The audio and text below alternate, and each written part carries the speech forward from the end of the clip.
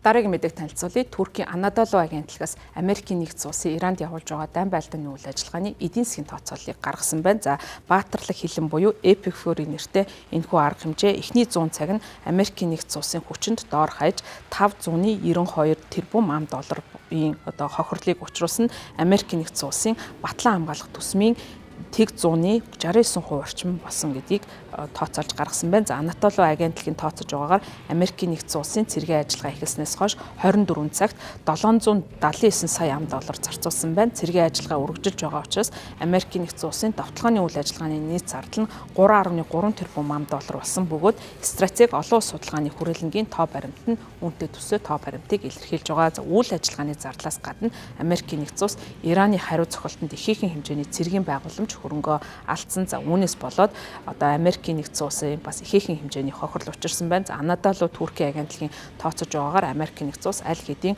252 тэрбум $-ыг алдсан гэж хэлж байгаа. За хохирлын гол шалтгаан нь Катар дахь аль үдээд баазад байрлах 1.1 тэрбум $-ын үнэтэй Америкийн нэгдсэн улсын ANFSP 132 нэртэй эрт сэрэмжлүүлгийн радарын систем бөгөөд Бям гарагт Ираны Пуужингийн давталгаанд хүрсэн байсан юм байна. За Бям гарагт Кувейтийн агаарын давталгаанаас хамгаалах хүчнийхэн андуурч бууцны улмаас Америкийн нэгдсэн улсын F-15E Strike Eagles 3 онгоцоо бас алдсан. За нисэх багийн 6 гишүүн бүгд амьд үлдсэн ч гэсэн онгоцоо сүүрсэн учраас тэдгээрийг солих зардал нь $282 сая болсон гэж мэдэгдэж байгаа. За CBS News телевизэд өгсөн ярилцлагатаа Америкийн нэгдсэн улсын албаныхан Америкийн цэргийн хүчний 3 MQ-9 Reaper хяналтын болон давталгааны дроныг бас устгасан байгаа нь одоогоор $90 сая өртөгтэй гэж мэдэгдсэн.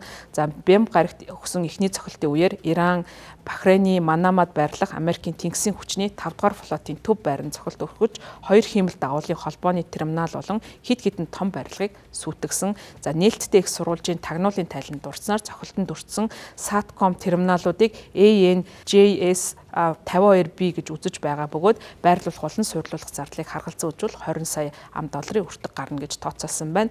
Бахрейнд цохилтонд өртсөн Satcom терминалуудаас гадна Нью-Йорк Таймс сонин Кувейтийн Арпичан бааз дээр байгаа хиймэл дагуулын зургуудаас харахад дахин 3 ардаар устгагдсан байж болзошгүй. За энэ нь бол ойролцоогоор $30 сая зардлыг Америкийн нэгдсэн улсад учруулсан байна.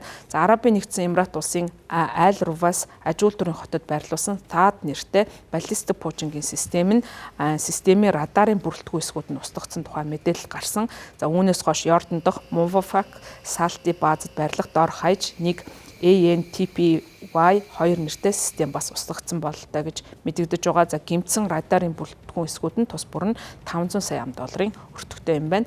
Арабын нэгдсэн Эмират улсад өөр нэгэн систем цохилтонд өртсөн гэсэн мэдээлэл байгаа ч гэсэн энэ мэдээллийг батлах албан ёсны мэдээлэл гараагүй хиймэл дагуулын зураг олон нийтэд ил болоогүй байна. Нийтдээ Иран улс тус бүс нутаг дахь Америкийн цэргийн байгууламж хөрөнгийг $252 тэрбум $-аар хохируулсан гэсэн тооцоо гарсан байна. Америкийн нэгдсэн улсын стратеги болон олон улс судалгааны төвийн дүн шинжилгээ болон Анадолу агентлагийн албан ёсны анхны тооцооллоор бол $779 сая нь Америкийн нэгдсэн улсын цэргийн хүчний өдөр тутмын зардал нь болж байна гэж тооцож байгаа юм. За стратегийн болон олон улсын судалгааны төвийн тооцоосноор Америкийн зэвсэглийн нөөцийг эхний 100 цагт бол ижил төстэй байдлаар нөхөд $3.1 тэрбум шаардлагатай. За зардал нь бол өдөртөө $758 сая нэмэгдэх болно гэж тооцож байгаа юм. За Америкийн нэгдсэн US Abraham Lincoln болон US Gerald Ford зэрэг хөлөг онгоцууд нь өөрсдийн сөнөөгч онгоцуулан эргийн байлдааны онгоцуудынхаа хамт тус бос нутагт